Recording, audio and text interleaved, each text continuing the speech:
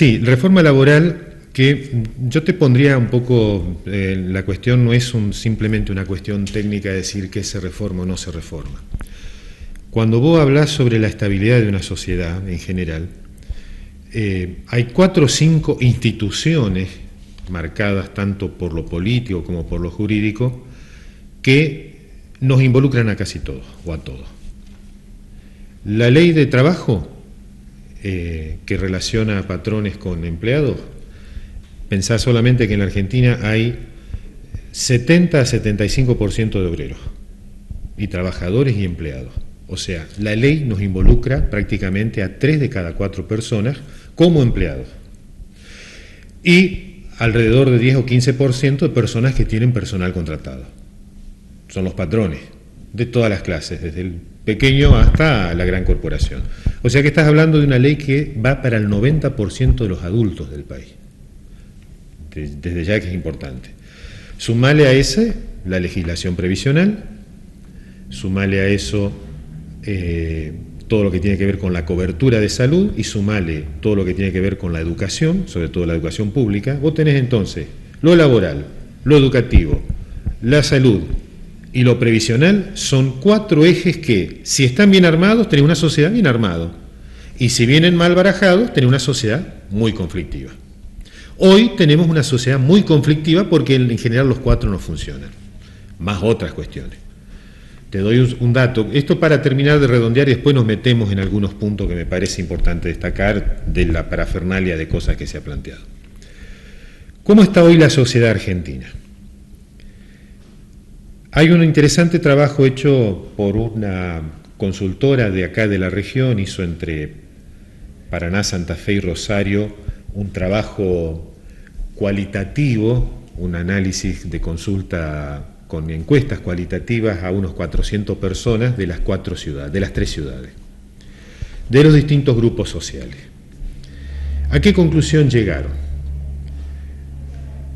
Las clases altas, toda la población está en general muy mal con respecto a la situación general del país.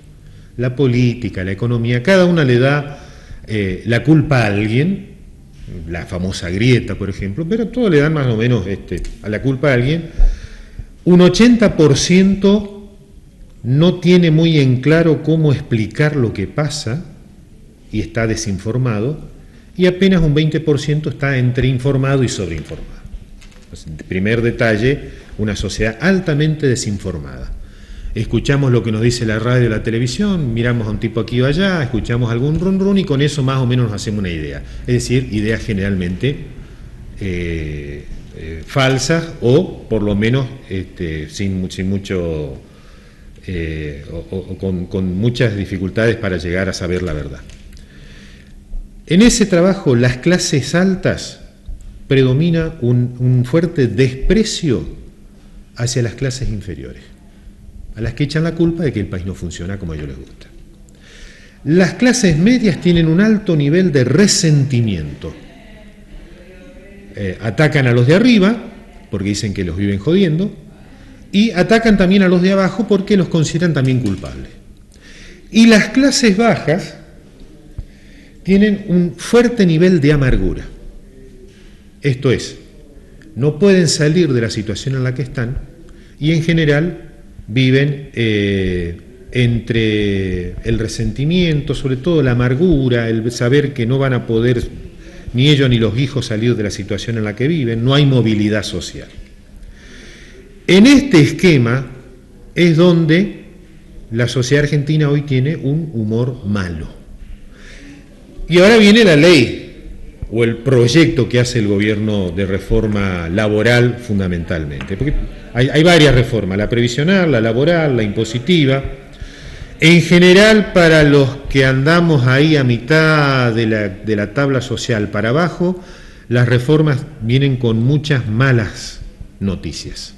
Y yo me voy a plantear desde una perspectiva de laburante lo que dice la reforma laboral. Bueno, uno de los puntos es disminuye la indemnización por despido. Se excluyen horas extras, aguinaldo, comisiones, otras gratificaciones, lo que será después el pago de la indemnización por despido. Este ya es un punto negativo para un laburante, porque es el único reaseguro real que tenemos si perdemos el trabajo. ¿Qué es lo que te queda? Quedaste en la calle. ¿Qué es lo que te queda? La indemnización. Cuanto más baja sea, menos podés pecharla después, desde el desempleo. La posibilidad de hacer un juicio laboral, por ejemplo, por despido injusto. Esto se ha venido bajando. Antes era un 4 años, se bajó a 2 y ahora se pide 1 año. Es decir, te echaron ahora, tenés 1 año para presentarte a la justicia laboral a iniciar una causa por despido. ¿Pasó el año? No tenés más posibilidades. Hoy está en 2 años esto. La reforma quiere bajarlo a 1. Porque es el único reaseguro real que tenemos si perdemos el trabajo. ¿Qué es lo que te queda? Quedaste en la calle. ¿Qué es lo que te queda? La indemnización. Cuanto más baja sea, menos podés pecharla después, desde el desempleo. La posibilidad de hacer un juicio laboral, por ejemplo, por despido injusto. Esto se ha venido bajando. Antes era un 4 años, se bajó a 2 y ahora se pide 1 año. Es decir, te echaron ahora, tenés 1 año para presentarte a la justicia laboral a iniciar una causa por despido. ¿Pasó el año? No tenés más posibilidades. Hoy está en 2 años esto. La reforma quiere bajarlo a 1.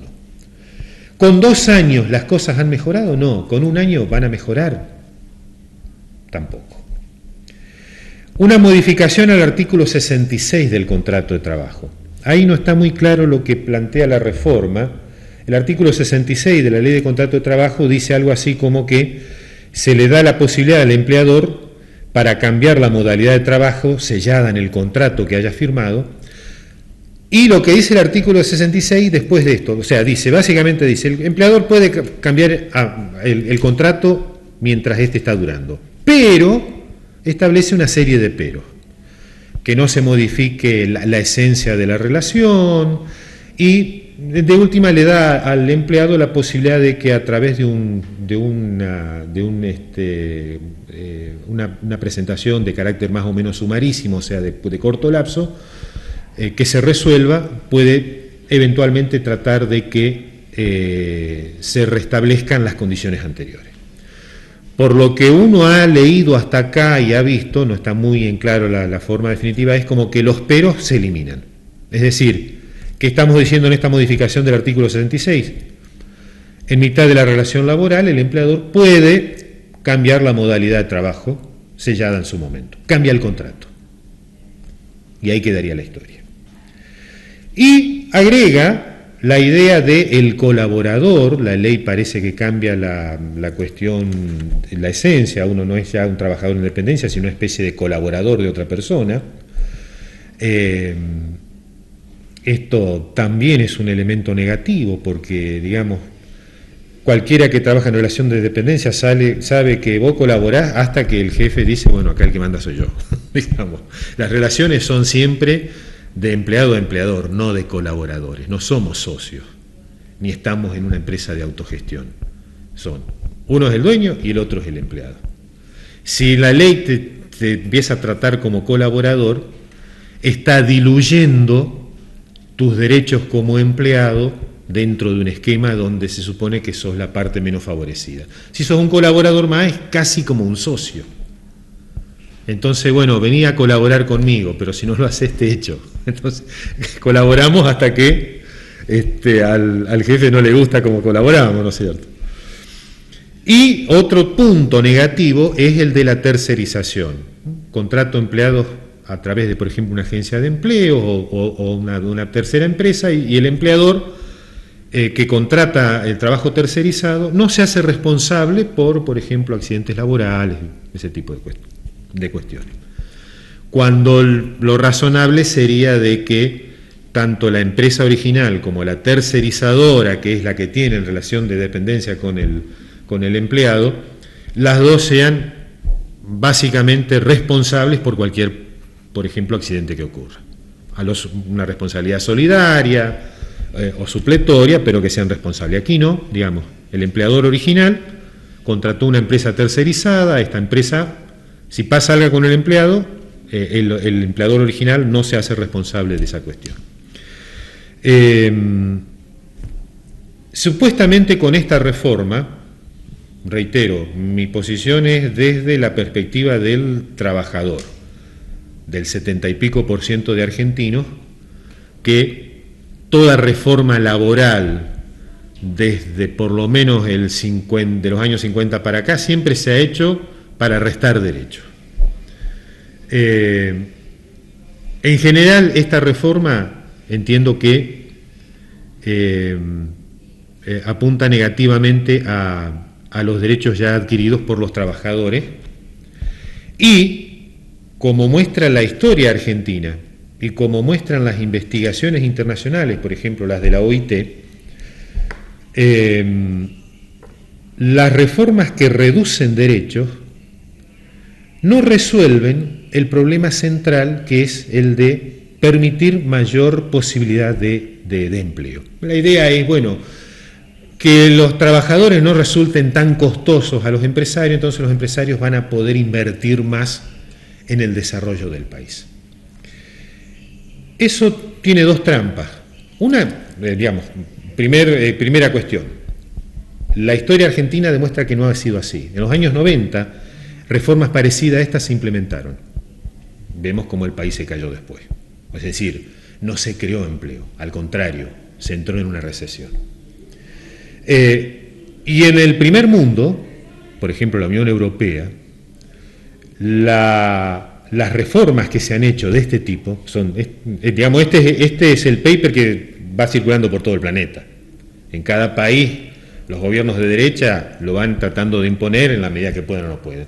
En Europa, donde se impuso gran parte de esto, tampoco ayudó a resolver los problemas de empleo. Lo que sí hace es la posibilidad de tener más empleo precario, porque otra de las reformas es que acá, si vos tenés empleo tercerizado o precario, bueno, lo puede tener el empleador sin mayores inconvenientes, incorporar lo que llaman trabajadores independientes, básicamente un monotributista que le va a costar poco al empleador. Eso ya está.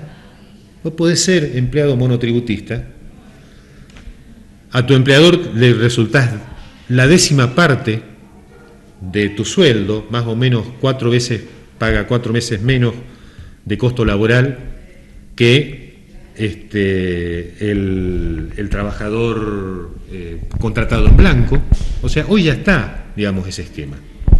¿Se crea empleo? Y no se crea empleo. ¿Vas a bajar más ese costo? ¿Qué es lo que conseguís? No conseguís crear más empleo. Aquí hay dos lógicas desde el punto de vista de los empresarios, y eso también hay que aclararlo.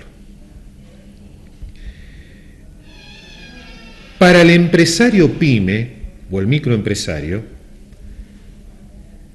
que vive del mercado interno, el salario que paga es su mercado. El trabajador es el tipo que después, en el kiosco o en el supermercado, va con su salario comprar lo que el mismo empresario pyme produce, o el servicio o la mercancía que produce. Si el empresario pyme del mercado interno paga poco salario, el mercado interno se achica y el tipo vende menos. Entonces, una reforma de este tipo, que no va a resolver los problemas de empleo del país, al empresario pyme le puede bajar algunos costos, pero no le va a resolver la rentabilidad de largo plazo. Porque los problemas que hay en la Argentina para el mercado interno son mucho más complejos que la reforma laboral. El hecho de que vos no tengas funcionando, por ejemplo, hoy una red de ferrocarriles para trasladar producciones a menor costo que con el flete del camión, desde cualquier lugar del país hasta la región metropolitana o hasta los puertos de embarque al exterior, ese es un problema mucho más grave de costos de la producción argentina que el tema laboral. La otra cuestión es para la gran empresa que en general vive del mercado mundial, el gran inversor externo que quiere traer este gobierno permanentemente a la Argentina, y al cual sí la reforma laboral le resulta positiva, porque para ellos el salario es un costo, porque están produciendo cosas para el mercado mundial. Y entonces, para ellos la discusión es el costo del salario en Brasil, donde hay una reforma muy retrógrada, ya implementada, más o menos esta, pero peor, o el salario de Bangladesh, que es la 10ª parte del salario de Argentina. Entonces, para ellos sí esta reforma laboral viene bien, pero no para la inmensa mayoría de empresas pequeñas y medianas, y empresarios pequeños y medianos, para los cuales el salario y el costo laboral forma parte de el mercado interno en el cual ellos tienen que laburar. Si la gente gana buenos salarios, gasta y se desarrolla y puede comprar. Yo, empresario del mercado interno, voy a estar interesado en que mis clientes, que son argentinos y entrerrianos y crespenses, ganen bien, tengan buenos ingresos, porque así voy a vender. Ahora, si me dejo llevar por la ideología del gran capital y del gran capital internacionalizado y globalizado, y bueno, me voy a encontrar con que la reforma laboral se hizo como en los años 90, sigo cayendo en los sistemas de ventas, como está ocurriendo como en los años 90, y no voy a poder resolver la rentabilidad mía de largo, mediano y largo plazo, que es lo que ha ocurrido hasta en la etapa anterior y que hoy amenaza con volver a repetirse, restableciendo, digamos, a grandes trazos el mismo modelo económico que había hace 20 años atrás, o que, bueno, la matriz ideológica es la que viene desde Martínez de Oz y el golpe del 76, el menemismo en los 90 y bueno, reconvertida ahora en los últimos años con las últimas reformas que hizo el kirchnerismo antes de irse y profundizada ahora con las nuevas reformas que hace el gobierno de Macri en esa misma dirección. Así que eso más o menos es un poco el esquema. Te reitero, a mi criterio esta reforma laboral ya se ha hecho en el pasado, no dio resultado y forma parte de un esquema básico de nuevo ajuste en el plano laboral, en el plano previsional, en el plano impositivo, en el plano presupuestario hacia las provincias, que implica un fuerte achique tanto de la economía como del Estado, como de, fundamentalmente, y en este caso en particular, el mercado interno en la Argentina.